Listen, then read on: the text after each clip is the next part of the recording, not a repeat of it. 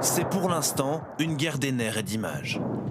Des essais de missiles, des chars d'assaut en position, près de 150 000 militaires déployés. Vladimir Poutine met au défi son homologue ukrainien Volodymyr Zelensky et les chefs occidentaux comme Joe Biden et Emmanuel Macron. Mais quelles sont ses intentions? Enjeu de pouvoir sur les ambitions de Poutine. Le président russe a d'abord une crainte majeure. L'Ukraine, aux portes de la Russie, souhaite rallier le camp d'en face, l'OTAN.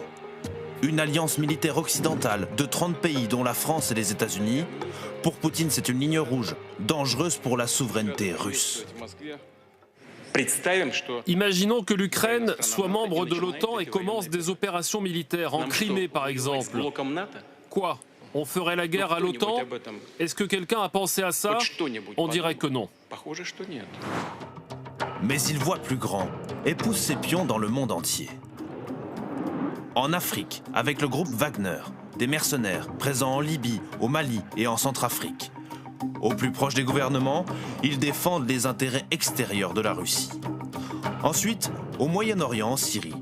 La Russie est alliée de Bachar al-Assad et là en échange 2 bases militaires navales et aériennes au bord de la Méditerranée. C'est une très très grande ambition de la part de Poutine, c'est de rétablir la Russie dans un rôle de puissance mondiale conforme à son rang en tant que membre permanent du Conseil de sécurité.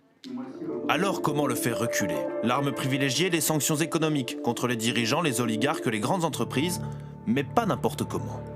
Si les sanctions ne donnent pas des effets rapidement, ce qui se passe, ce sont des formes de contournement des sanctions. Et donc, en clair, si jamais les oligarques ne peuvent pas placer leur argent dans les cities à Londres, ils iront dans d'autres territoires, à la bourse de Shanghai. Autres options, arrêter la construction de ce gazoduc avec la Russie ou bannir le pays du système bancaire international, mais cela aurait des conséquences pour toute l'économie mondiale.